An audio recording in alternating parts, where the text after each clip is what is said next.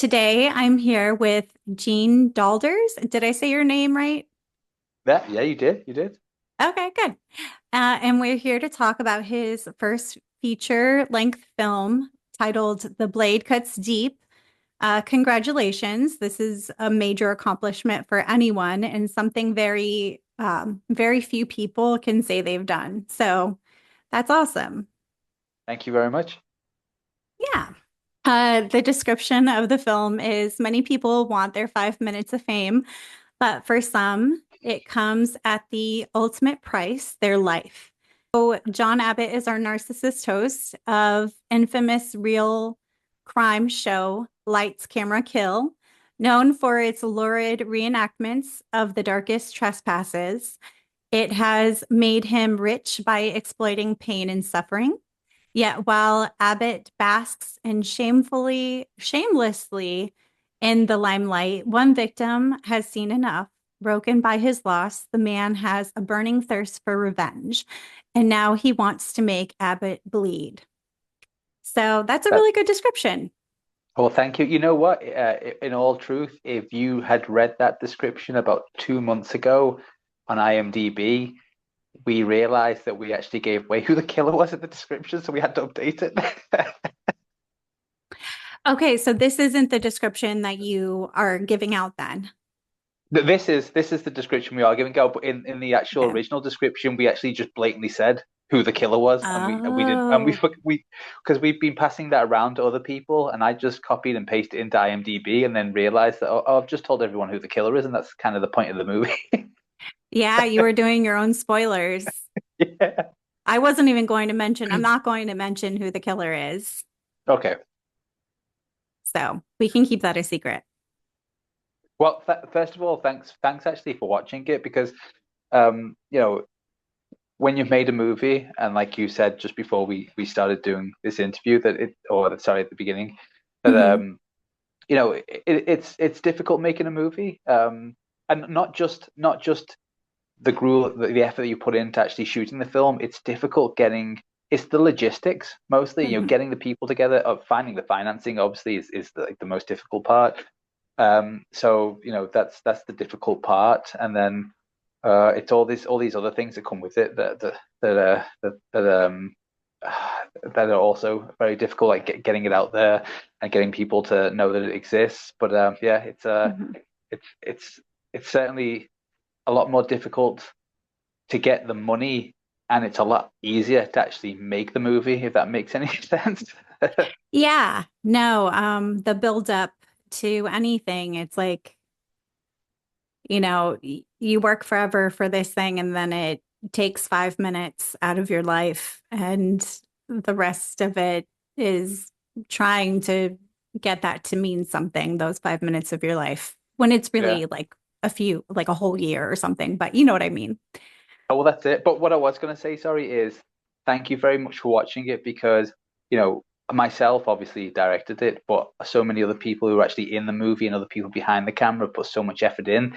And, we've sent the movie to people and you can tell they haven't taken the time to watch it. But I know you did because whilst you were watching it, you sent me a message, which is Yeah. cool. So I knew you were actually watching the movie.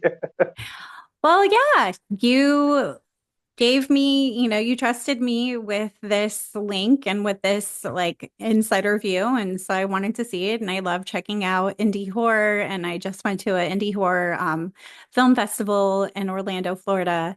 And I got to see some other indie horror films. And I strongly believe in supporting people's projects, especially at this level. And people are doing amazing things. And I watched your movie and there have been people who have sent me things that I've watched and I've said, I'm passing on that. No thanks, like no comment type thing. Yeah. Um, but I really enjoyed your film. Um, so I saw that, sorry, you formed the production company in 2018, Barber Green Digital. Yeah, that's right. And I saw that The Blade Cuts Deeper is your first feature length film, but you Yep. also directed two shorts before this. One's called Death is the Keeper of Secrets, and the other Yep. is Death is Not a Whisper. Yeah, so that's right. So I'll give you two quick things first. So Death is the Mhm. Keeper of Secrets. It's actually a crime movie. It's not a horror movie, although it does have some horror elements in it. But what I like to think the most interesting thing about that movie is the title, because there's a film by Sergio Martino called Torso, which you may or may not have seen. I really like it. And in the movie, the killer, as he's walking up the stairs, he's whispering to himself, "Death is the keeper of secrets," over and over again. I always thought that's a cool title for a movie, so I stole it and used it as the title for my short film. And incidentally, You borrowed Torso is it. that I You borrowed borrowed it. it. Yeah, I borrowed it. Mhm. That's the correct way. And incidentally, as well, Torso is also one of the aesthetic visual references for when I was making the Blade Cuts Deeper, like because I really like it. So it's Mhm. not story wise, it's got nothing to do with it, but visually there are certain bits in it that I kind of borrowed to put into the Blade Cuts Deeper as well. And then Death is Not a Whisper is a horror movie, and that is actually the title of a my friend is a does music videos, and he showed me a music video one day, and it was a title, it was a lyric in the music video, and I thought, oh, that's a pretty cool title for a horror movie as well, so I'll borrow that and use that as the title too. Yeah. So I was able to find Death is the Keeper of Secrets on YouTube, but I wasn't able to find Death is Not a Whisper. I was able to find like little films, like little shorts about the making of it, but I wasn't able to actually find it. Where can you find that? Well, it's not publicly available, that one. So with the short films, I never really imagined that they would be watched by anyone. I actually used the short films as kind of tests to see Mhm. how, if I did make a feature film eventually, what my style would be, but also just I was collecting a crew because I didn't want to just make a feature film with a cast and crew that I'd never worked with before. So if you've watched Death is the Keeper of Secrets, you'll notice that actually the two main guys in that, both of them are in my feature. One of them's in it more than the other. And that first short film I made really taught me about scheduling, even though it was only a 4 day shoot. Taught me about how to schedule something properly. It gave me more my producer hat, so I knew what I needed to do to schedule the logistics of everything. Then Death is Not a Whisper is more of a straight horror movie. It's a monster movie, and that taught me more about how I needed to work with the practical special makeup effects people. Like when we made that short, we shot it I think it was in 2 days, and I only gave them a very short amount of time to do the practical effects, and they turned out good. And it's Mhm. not, and they could have been better, but that's not to do with the effects artist. That's to do with me not scheduling the shoot properly and not giving them enough time. So those Mhm. two short films taught me a lot about, okay, well, now when I come to make my feature film, I know how much time I need to give to the special effects guys. So, I mean, the Blade Cuts Deeper was only shot in 12 days, and we ended up doing 2 days of pickup. So it's only a 14-day shoot altogether. But out of all those 14 days, I'd say 4 of those days were given to some of the big practical effects that are in the movie because I knew I had to. Because obviously, I'm a horror fan. You're Mhm. a horror fan. We're watching horror movies because we want to see people get killed. So it's got to look cool. Yeah, no, I appreciate the death scenes. There was definitely the practical effects were really good. I specifically really enjoyed the first kill in the Yeah, kitchen, and yeah, that's all I'm going to say about that one. But that was definitely my favorite out of the kills. What was your favorite out of the kills? And it's that that, one because that's my kind of little tip of the hat to Lucio Fulci because I'm a big Lucio Fulci fan, and that to me was my kind of zombie flesh eaters. The wood going into the eye, when the hmm zombies dragging their head. So that was, and also that's also my favorite kill in it because you're seeing through the POV of the killer. So for hmm most, we've got an actor playing what we referred to as the maniac when we were making the movie. But for that kill scene, we spent a lot of money on the prosthetic head and getting the cast. And I thought I can't let the actor do this. And if he screws it up, I'm going to get angry with him. And I don't want to get angry with him because it won't be his fault because we only have enough money to do this once. So hmm I ended up doing it. Um, Oh, okay. so just thought, because if I screw it up, I'll just be angry with myself, and that's okay. I don't mind being angry with myself. but we didn't screw it up, and I got to do what I think is the coolest kill in the movie. So that's my That's favorite. awesome. I noticed that you are all about community and bringing the community together with indie horror. And it's I saw the word nonprofit being used at some point. Um, so how do you reach out to the community? Like what is the community like over there? You're in Liverpool, right? Yeah, so I'm in Liverpool. Yeah, so the company I help run is called what we call in England a CIC, which is a community interest company. So yeah, the classed as not for profits. Obviously, we make money because people who work for the company need to get paid. But Yeah. what that means is essentially at the end of the financial year, if we have money left over, we're meant to put it back into the community. So what I've been Mhm. doing is, or we've been doing is, when we get to the end of the financial year, when we have some money left over, we go and make, say, a short film, and then we get people who have no experience in the movie industry but have always wanted to try it, and they can come along and we'll, pay all their expenses, and they can get to shadow, if they want to work, if they want to see what the sound department's like, or the camera department. Funnily enough, I mean, it's not really funny enough. Everyone wants to see what it's like in the special makeup effects department because everyone wants to check that out, obviously. So Yeah. that's really where the giving back to the community comes. But also, we do make, we've taken a bit of a backseat on that over the last year because we've been concentrating on the feature film. But for years leading up to the feature film, we also do videos for social enterprises, so kind of, or for charities in the UK. They still obviously pay us money to do them, but we do them at extremely low rates that Yeah. other video production companies or film production companies can't do, because we also occasionally help get funding from government bodies because we're also a CIC, and we run, sometimes we run classes to teach people how to use cameras and things like that, just giving back as much as we can. Generally, I chose to do it this way, one because I'm a filmmaker and I like making films, but also even in this day and age where it is so easy to kind of get a camera because obviously technology is a lot cheaper nowadays, there are still people who come from backgrounds where they still can't even afford, a camera that is easily affordable to a lot of other people. So it's about giving Mhm. opportunities to people.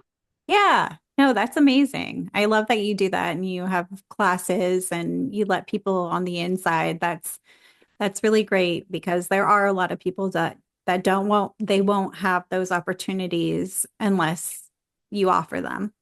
So Yeah, that's yeah, great. yeah.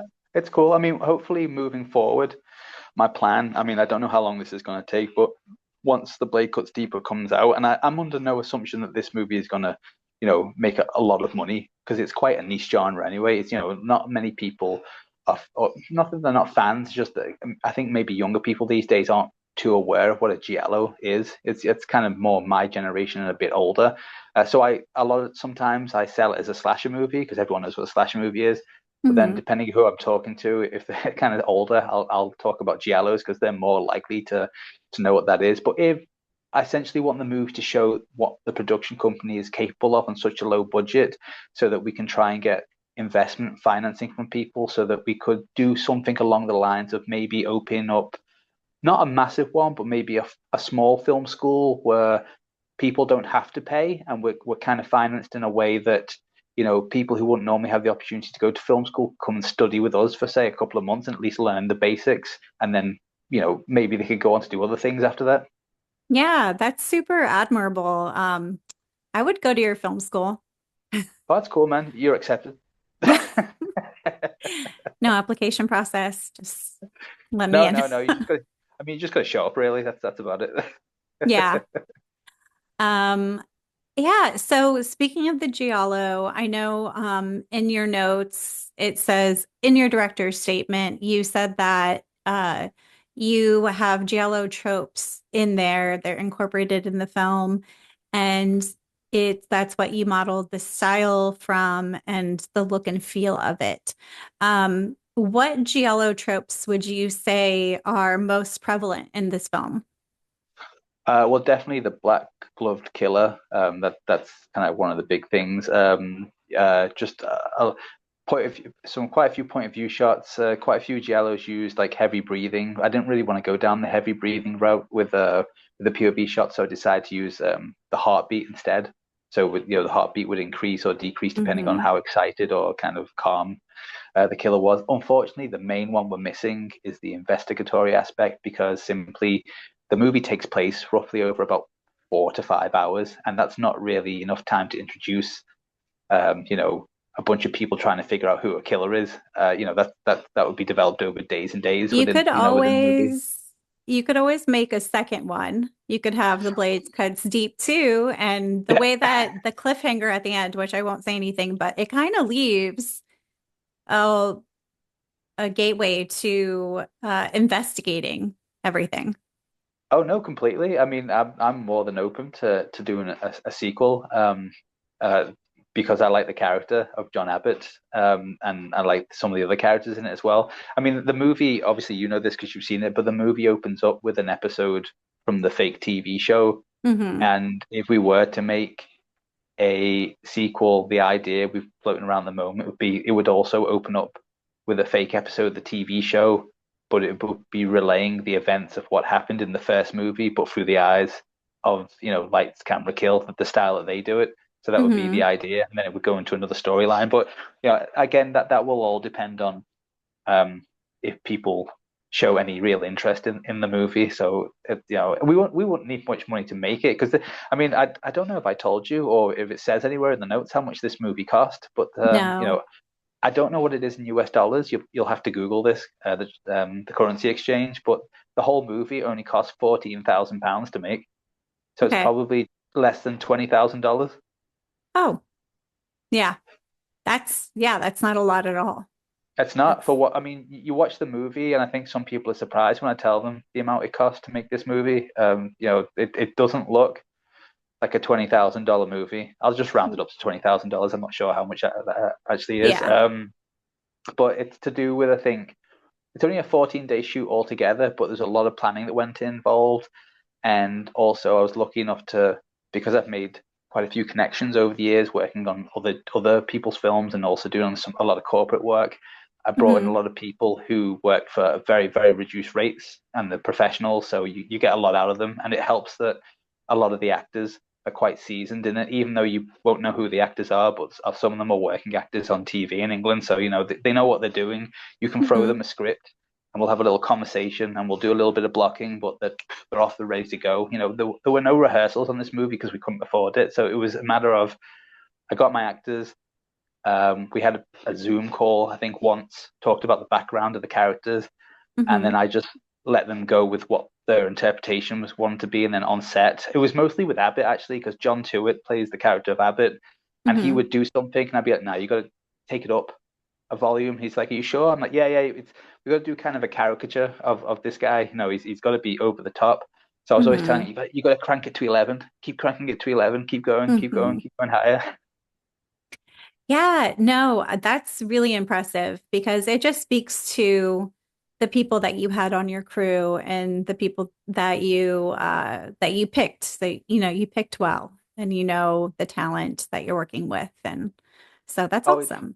yeah, it definitely helps. I mean, that's another benefit of the two shorts I did. All the my DP and my sound guy, who I consider to be my core crew, because they're obviously the most not the most they are essential crew, but they're the bare minimum you need to make a movie. Really, is the camera person and the sound person, and we know how Hmm. we work together now from those two short films. So when it came to this, we were off and rolling, and then there were a couple of other people I'd worked with or the cast members I'd worked with in some other short films because I work as a cinematographer. So when I was on other shorts or other, but it's mostly short films I've done so far as a cinematographer, I kind of Hmm. start talking to actors and then I keep them in mind. I think, oh well, she'd be good. I work with Kristen. Kristen plays the character of Olivia. There are other actors in it though, like James Podmore is the person who plays the editor in the movie, and he was in Death is the Keeper Secrets. He's been in everything I've ever directed, short films wise.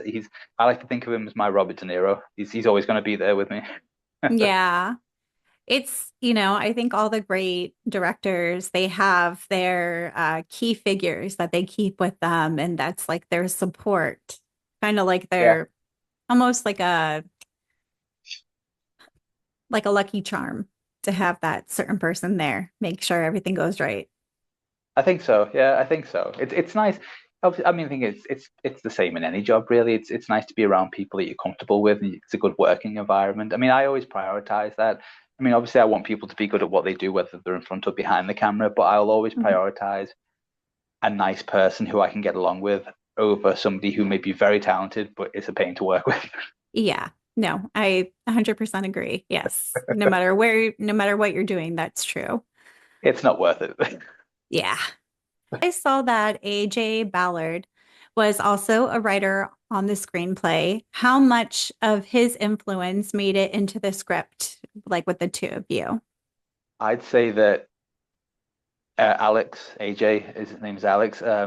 He just always goes by AJ when he does his writing because he's a comic book writer before this. Oh, He actually he co-created and wrote a series of comic books in England that are really good to check out called Slaughterhouse Farm. It's like a throwback to 80s style slasher movies, but done in comic book form. yeah. Um, I've known him since we went to high school together. He's a couple of years older than me, so he was a couple of years above me in high school, but we've known each other a long time. And he, I would say, is like 80% responsible for most of Abbott's dialogue. Okay. That's not the kind of dialogue that I would normally write. Stuff that not really the stuff that Abbott's saying, but the way in which he talks. He's it's very fanciful in the sense that I'm not intelligent enough to write that dialogue. That's basically what I'm saying. I'm not smart enough to write that dialogue. Alex wrote it. I think it was quite shared because Alex lives down in London and I live up in Liverpool, so there's about 200 odd miles between us.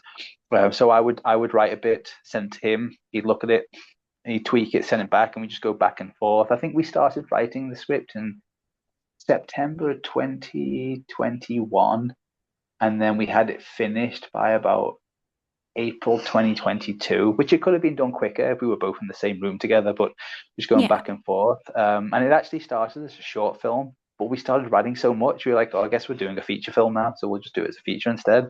But yeah, he wrote most of Abbott's stuff, and then I'm more responsible for the visuals, the stuff that was going to be visual within in the storyline. So in the script, so when it came to the kill scenes, Alex had a hand in writing them. But because also my background is as a camera operator, cinematographer, and an editor, I knew visually how I was going to shoot and direct all this stuff. So I kind of took Mhm. over with some of that stuff. But I say it was quite even. But I will say that he was responsible for most of Abbott's dialogue. I'm not going to take any credit for that. Yeah. But that makes sense with your backgrounds. So, Yeah, yeah, yeah. yeah, yeah. He's a fantastic writer, and we're currently going back and forth at the moment about the next movie that we want to write together. We've got so many ideas and so many different genres. I mean, it's going to be horror because all I want to Mhm. do is horror. I mean, I like crime movies as well. I'd be very happy to direct a crime movie, but it'd be more like a Euro style crime movie because I'm a big fan of Italian cinema. But Mhm. if all I not that if all I get to do, but if all I do is make horror movies for the rest of my life, I'm quite happy being pigeonholed as that. That's fine. Yeah. Um, so I saw that you like Dario Argentino. Or no, Argento. I'm saying that wrong. That's Dario okay. Argento, who made Suspiria. Yep. And I feel like that, like there was a remake of it recently. Yep. And so I feel like the younger generation is kind of ready to embrace that kind of film now, just because that came out and everyone really embraced it. Um, and I really love Suspiria and like the original. Yeah. Um, and I've delved into like as I'm doing this podcast and things, I've delved into more of like the Giallo, like I didn't realize Black Christmas is def technically a Giallo, I think. Would you I think say? some people. Well, I think some people. Well, it's certainly a precursor to slasher movies because obviously I think a Hmm. lot of people would say that Halloween is the first slasher movie, but then obviously Black Christmas came out in I think 1974, so you could say no, it predates Halloween. But then again, you're right. Black Christmas does have a lot in common with kind of you could say that Bob Clark, who made it, may have been influenced a lot by Italian cinema and the giallos that were coming out at the time because you know he would have probably shot the movie in like 73 and it came out in 74. And, 73, that's still that's the height of Giallo movies. So Hmm. Argento made Giallos big internationally, I think in 69 or 70 when his first movie, The Bird with the Crystal Plumage, came out. And then after that, you've got an influx of all these movies probably coming into the US. And although Hmm. Bob Clark is Canadian, but and probably up there as well in Canada. So yeah, I could agree that Black Christmas can be considered a Giallo movie, and you know what, maybe as well simply because they've got quite a favorite who pops up in quite a few Giallo movies, like John Saxon is in Black Christmas, and he popped up in quite a few Italian movies, and that's always kind of one of the actors that they would get to be in their films. Hmm. Yeah, I think there's definitely a connection there. The point of view. So POV, your use of POV is a great way to keep the suspense going. It's definitely one of those tropes of the giallo genre.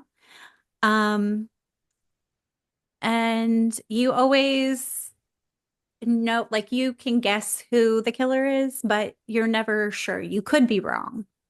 Yeah, So it you kind could of be. keeps you guessing throughout. Um, when it comes to the POV, is your intention to keep the audience guessing? Yeah, well, because there was no investigatory aspect in my movie, I wasn't really bothered if people could work out who the killer was Hmm. early on. Hmm. I was more concerned with, are they going to enjoy the characters that are in it and the kills that come. If I had gone down the route of making a pure kind of jelly where there was the investigatory aspect, then I probably would have thrown a lot of red herrings in there to kind of Hmm. make you think it was somebody else. But no, it's not really. It doesn't bother me if people work it out quite quickly. And I think without giving too much away in the movie, it fits the movie if you do know who the killer is quite quickly, because when it's hard to say this without spoiling something from the movie, when the main character does find out who the killer is, he Hmm. doesn't really care. He doesn't really even think about it, because he to him, the person who's doing these killings is it's inconsequential to him. He's more concerned about himself, and I Yeah. just want you to be concerned with what's going on in the movie and not really who the killer is. So if you work it out quickly, that's cool. If you don't, Hmm. there's a you can find out at the end. But hopefully you just enjoy the stabby stuff that goes on in the movie. Yeah. No, and those scenes are filmed like beautifully. They Oh, thank definitely, you. I was very impressed. And then to hear you talk about the budget, I definitely would not have assumed that that was the budget. That's so Well, very you low. know what? You know what the thing is, right?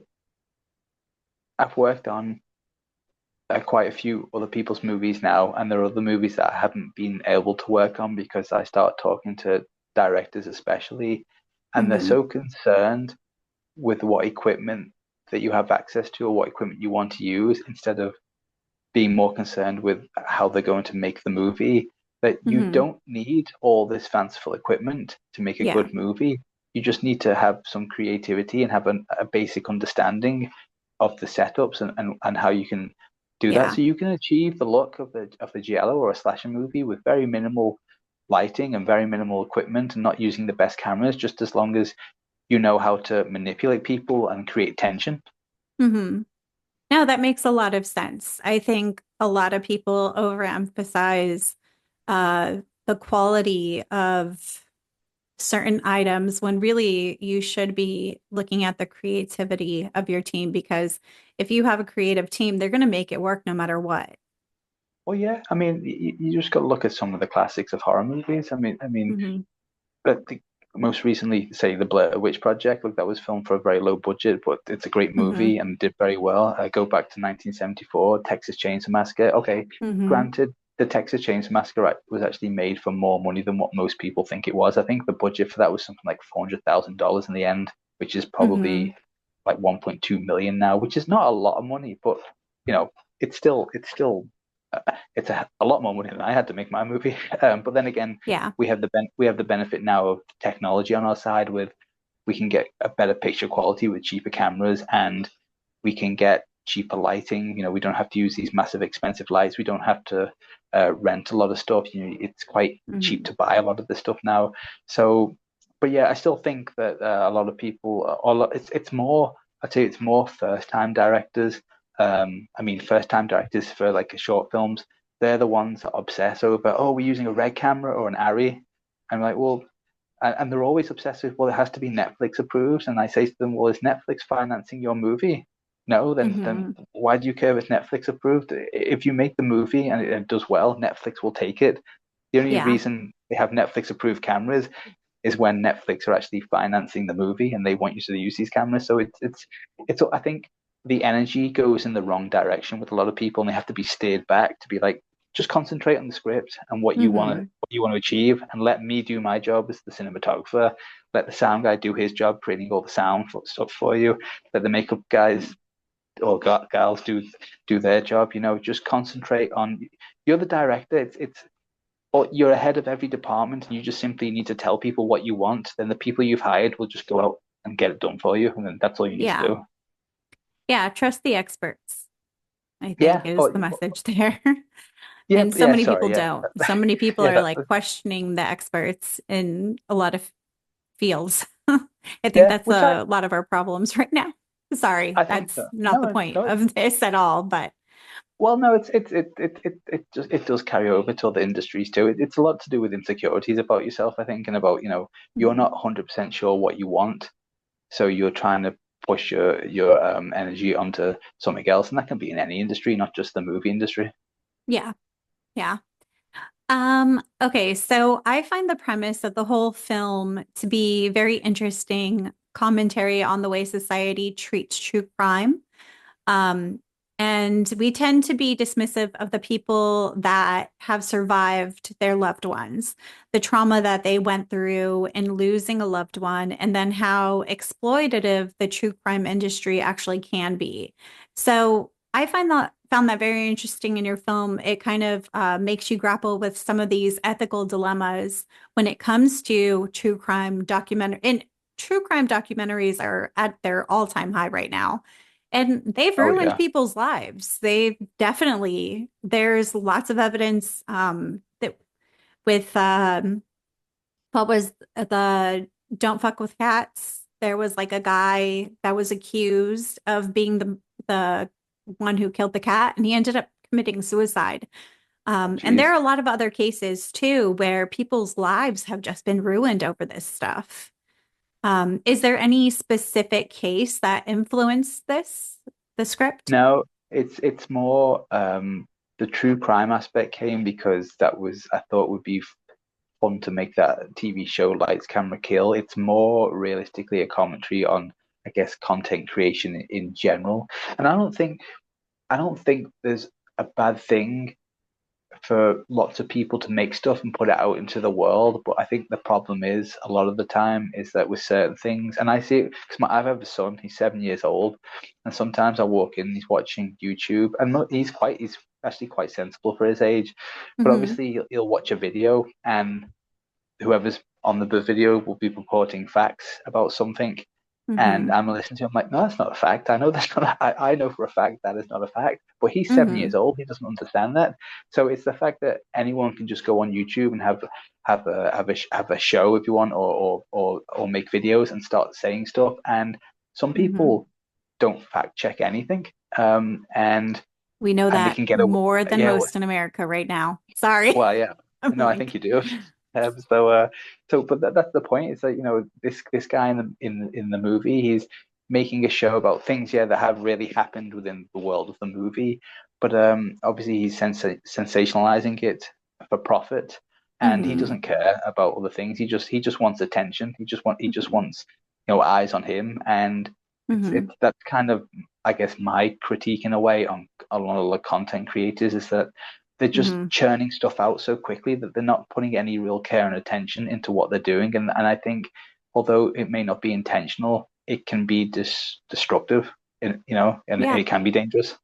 Yeah. No, it can definitely. I think uh we're kind of dealing with the backlash of that right now in society and the way that um information is spread. and these bubbles that we've created within our own, sphere of the internet. And like the biases that we have and confirmation bias and all this stuff. And yeah, it's definitely a problem. It is. Definitely It a is. problem.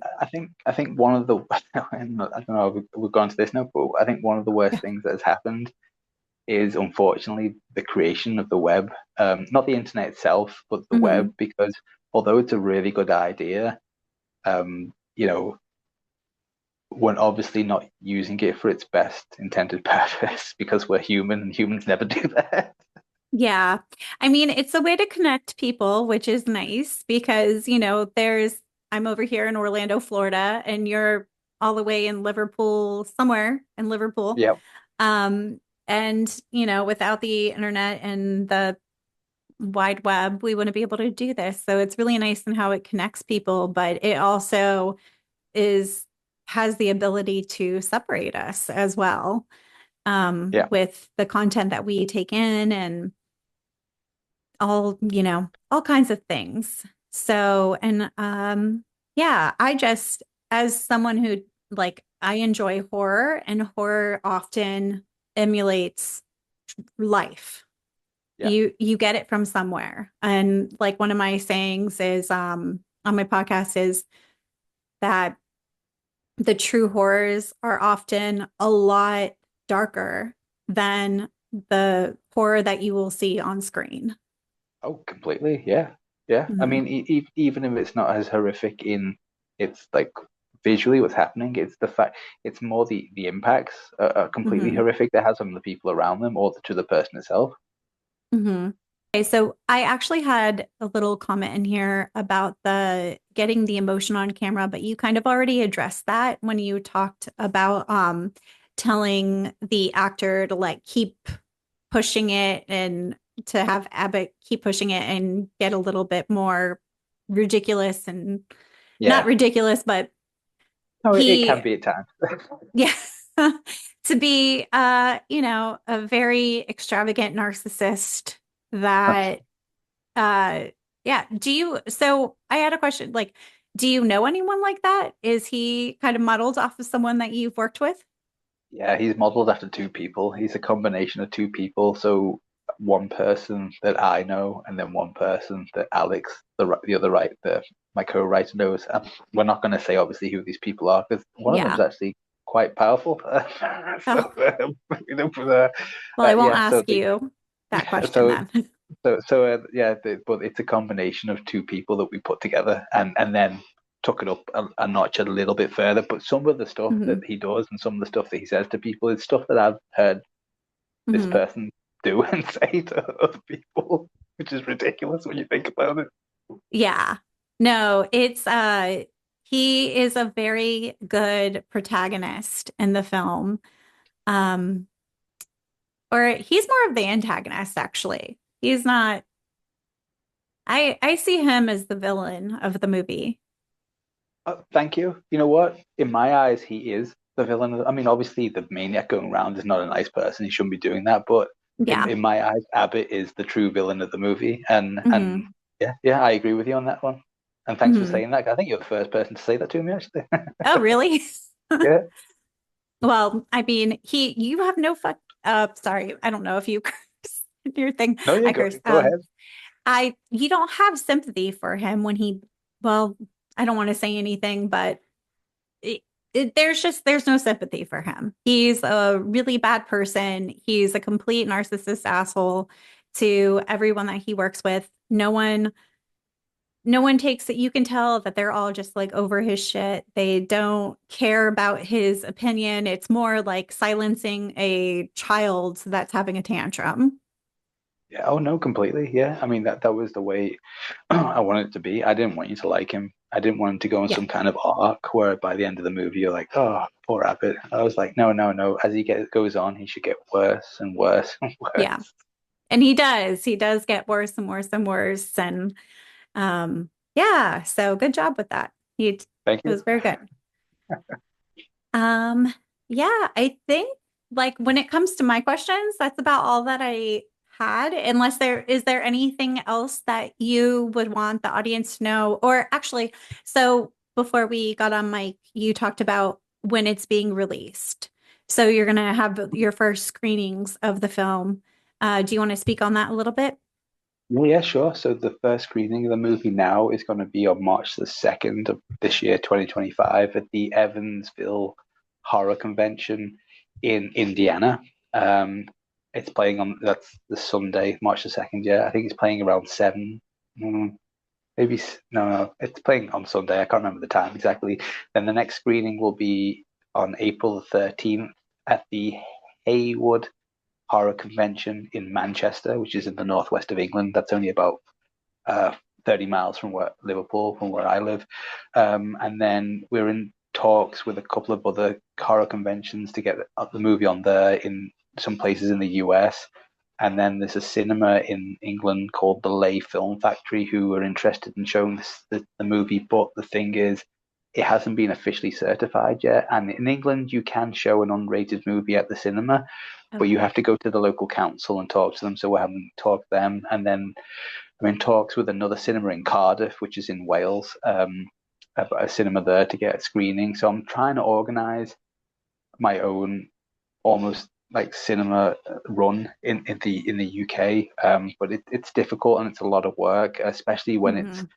a micro budget movie, a horror movie, indie horror movie, where the people in it, without sounding nasty, nobody really knows who they are because although they are working actors, they're obviously not big name actors. Hmm. Um, so trying to convince people to show is the thing. I'm in talks with some distributors at the moment that are interested in the movie, but that's just still early days yet.